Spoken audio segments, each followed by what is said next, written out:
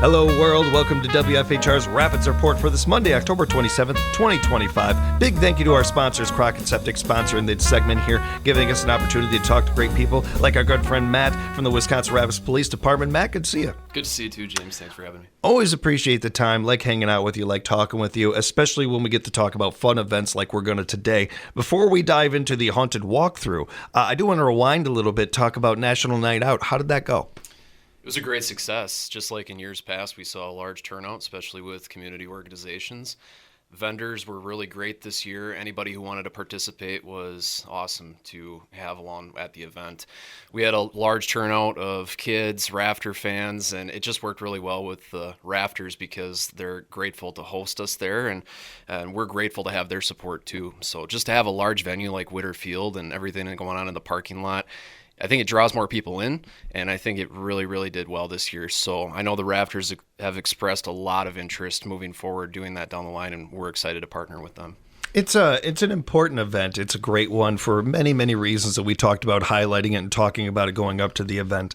And we certainly, as a community know what it means to us citizens and some of that. I have that perspective already in hand. I'm curious how much it means to you and your colleagues, for you guys. I can only imagine it's got to be a very rewarding event.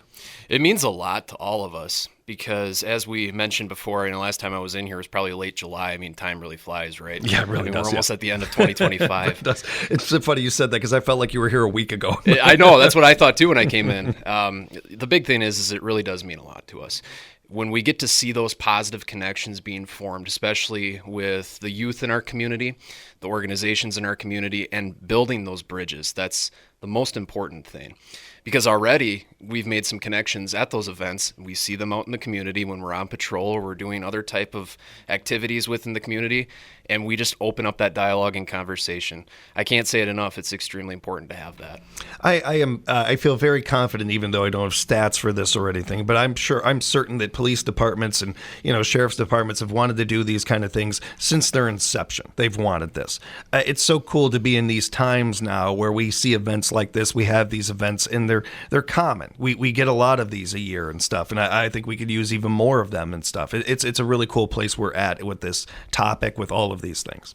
And kind of piggybacking off of that into another event that you and your team kind of get to be a part of the community with and have some fun, the Haunted Walkthrough that is coming up. Let's tell people what this event is. Yeah, so the Haunted Walkthrough has been also a large success for us in the past. It's coming up on this Friday, October 31st from 3 p.m. to 5 p.m. at the Council Chambers at City Hall in Wisconsin Rapids. For the address, maybe people that don't know, 444 West Grand Avenue in Wisconsin Rapids on the west side of the river. You just enter through the main doors of City Hall, and the council chambers are directly to the right.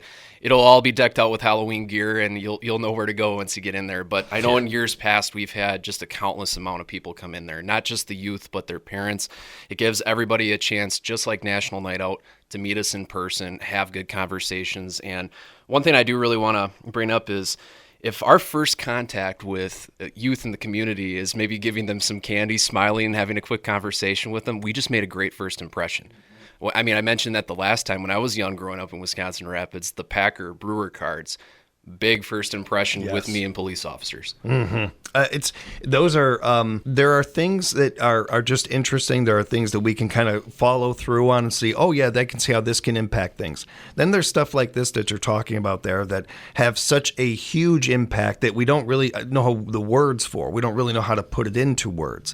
That individual, that just taking, for example, that one kid, that kid grows up and in life, whether they want to, or they have an issue happen in their life, or they don't, whatever the case might be, that they feel comfortable going to an officer, but that they also raise their kids to feel more comfortable that way. This is how we change things generation-wise. This is how we build this bridge stronger and stronger, not just for the current people, but for what we're doing this for our kids. All of this, whatever you're doing in life, it's all building to the next generation and everything. That's how we do this.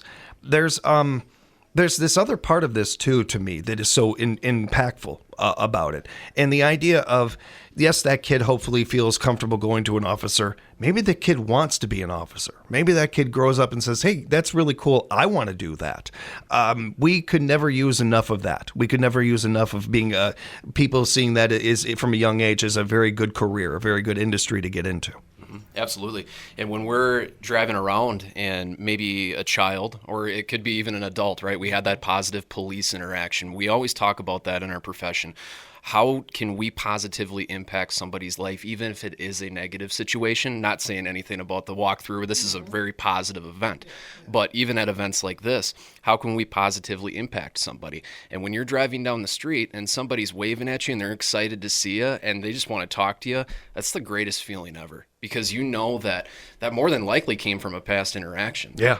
When these things, whether it is handing out those cards or it is these events, the National Night Out, any of these, it keeps building those bridges and keeps making that impact to a point where maybe, whether it's years from now, a decade from now or whatever, it's so much more common what you're talking about there, people waving it off. It's almost like you're a rig going by or something like that, Yeah. I think that's pretty cool. I think that's great. And there's no downside to that for our communities out there. So there's a lot of strength in it.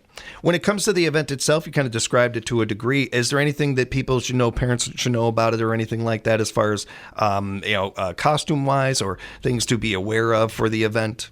We try to make it family friendly. Costumes are obviously, that's the big point of it too, and we welcome parents as well. It's not just an event for the kids. We want the parents to come in and have that exposure to us as well. There's going to be a lot of police officers, a lot of public safety on scene too, and I'm just going to run down the list of who's going to be there.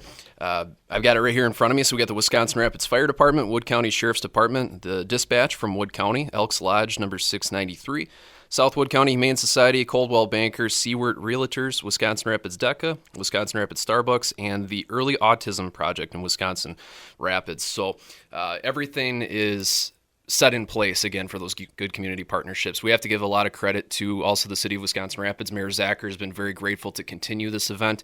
And also I got to give a big shout out to Officer Oliveris. He puts this event together and he spends a lot of time organizing, getting the candy, getting the room ready, making sure that everything is set so it looks like a real nice haunted walkthrough and a haunted house type feel. I imagine when you're going through the difficult training to become an officer, this doesn't come to mind very often. Like one of the things you'll be doing eventually is decorating, decorating the officer or getting Halloween candy for a Halloween event. But that's awesome. That's a fun part of this. And again, maybe it becomes more of a normalized thing going forward, not just for our community, but other communities out there. And hopefully more and more do these things. It's a really noteworthy thing, all those different organizations you bring up coming together to bring this on for the community. We greatly appreciate that. And here's something else, and I bring this up not just with you but others when it comes to the topic of Halloween. We see things in our society that have gone to the wayside. Things, you and I are two different generations, but for both of our generations, we've seen this happen where, we used to do that as a kid and we don't do it anymore. Here's one that as a society, we've kept this around. Maybe Halloween got a little more dangerous. Maybe Halloween got a little more unfriendly for families and got them a little scared, where what we could have done is just completely stop this holiday, and it doesn't even exist anymore or anything like that. And instead, as a society, we didn't wait for somebody to tell us to do this or anything. We created events that would make Halloween safe for kids. We created ideas to do this. We did this. There's such a strength in that I don't think we appreciate enough. And it's understandable. Time only goes forward and everything. We got a lot to do. But I hope everybody this Halloween can take a moment, a beat, and be like, wow, we're still doing this. We made this still safe. We made this still a thing for kids. It speaks to, well, if we can do it with this, we can do it with anything. And it brought all of us together. It took people from all different walks of life to be able to pull these things off. It's really noteworthy, and I think it's really cool how we still have this holiday and how kids are still able to celebrate it. And if there is that hesitancy from parents, it is a controlled environment. They can understand that we are going to host a very safe event. The candy is going to be safe. I know that's been stuff in the past too where parents have been worried about candy, and really what it boils down to, and something else I was going to bring up, is that it does take a whole community to have a safe community. It goes back to what we talked about at the beginning, right? The positive police interactions. We need the assistance from the community to ensure that we are constantly running a safe place to live. I think that's what makes Central Wisconsin and Wisconsin Rapids great. We have that great community support, but we want to continue that. These events are a big way to help ensure that stays in a positive light. When it comes to tips for Halloween for people out there, things to keep in mind, it's never a bad idea to go through some reminders out there for everyone. Are there things that you find noteworthy that you think, hey, be sure to keep an eye on this? Yeah, absolutely. Make sure that just a note for the parents, just check over the kids' candy. If you see anything suspicious, inspect it. Don't be afraid to give us a call. It's no burden to us at all. If you need any assistance or help or identifying anything, give the police department a call. If you're outside of Wisconsin Rapids, just give Wood County Dispatch a call, and someone would be happy to come over and help you and take a look at stuff. But just make sure you're inspecting stuff. Talk to your kids. Have supervision with them. Have good communication about where they're going to be, and supervise them as well as you can. My father was really, really good about that, although I think part of it was him picking out what candy he wanted to take. Right. It was a little 50-50, a little column A, a little column B, but it was really appreciated. Maybe the toughest question I have to ask you before we let you go, Matt, do you going back in your memory bank and everything, you got a favorite costume you had growing up? Did you have one that you enjoyed, or even recently as an adult that you had? Well, I may, I haven't been around too long, but I feel like I've been around a little bit now, where I can say back when Harry Potter was really big in the early 2000s. I dressed up as Harry Potter, and I think that was probably my most notable costume. Sure. I was more of a shy kid, so trick-or-treating kind of fizzled out for me a little bit earlier than some. I still love candy. I love candy as an adult, but, but I don't know who wouldn't like candy. But I would probably say, going back to your question, probably my Harry Potter costume was my favorite. Fantastic answer. Appreciate that. As a side note, I think that's really interesting to mention being shy. I would have never guessed that, and I think that there's I've noticed that a number of officers I've talked to over the years have said similar things, and speaks to also another part of this industry that I think is really helpful to people and can really get people to get out of their out of their shell and all those things. It's really interesting. Always good talking with you, Matt. I really do appreciate the time. If people have follow-up questions they would like to know more, or maybe even ask your opinions on some of the things of their Halloween event or something like that, is there a way to reach you? Yeah, absolutely. There's a couple ways to reach us. You can always stop by City Hall. Police department's directly on your left when you walk in. You can call our phone number during business hours, 715-423-4444, and also reach out to us on Facebook if you have any questions. We're more than happy to have a dialogue with you on there and be transparent about everything. So if you need anything, reach out to us. Be happy to help you out. And one more time, if you give people the details of the haunted walkthrough. It'll be coming up this Friday, October 31st, 3 p.m. to 5 p.m. at City Hall in Wisconsin Rapids. Again, that address is 444 West Grand Avenue. It's actually 54495 because it's on the west side of the river.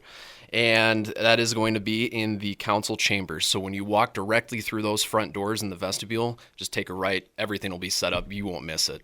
Always appreciate the time from our Wisconsin Rapids Police Department. And when you can have a chance to join us, Matt, doors open always. We'll talk again real soon. Thanks. Thank you, James. I appreciate being on. And thank you, everybody, for joining us for another edition of Crockett Septic sponsored Rapids Report here at 97.5 FM, 1320 AM, WFHR.